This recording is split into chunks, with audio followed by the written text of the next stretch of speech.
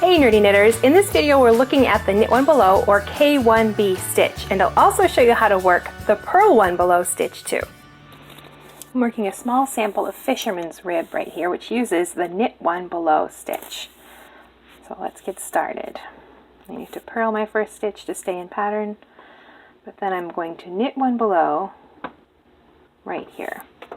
Instead of inserting to knit, you knit the stitch below the stitch on the needle. There's the stitch, here's the stitch below, right here, this V.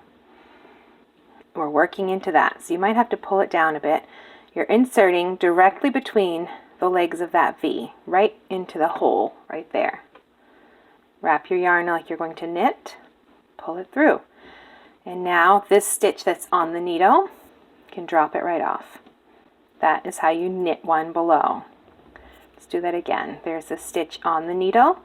There's the stitch below, this V right here. So I'm looking for the hole between the legs of that stitch. Insert, wrap, drop the stitch off. It's important to know how to read your stitches, especially when you're working something like this. You need to know that that V right there is a stitch, and that loop on your needle is a stitch. Knit one below.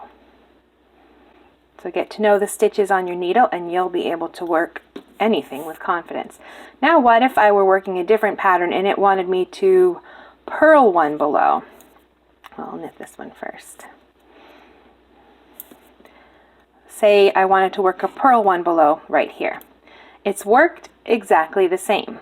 Like a purl stitch, bring the yarn to the front, but I'm not purling into this stitch right here.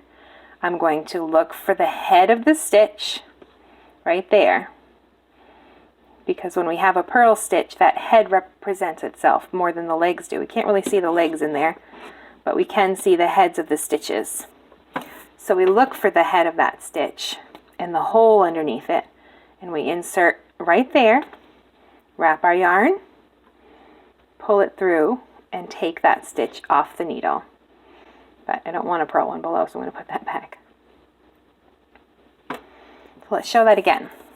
So if I wanted to work a purl one below, I would first bring my yarn to the front between the needles, find the stitch on the needle, look for the head of the stitch right there that's underneath that stitch on the needle, and insert right between the legs of that stitch.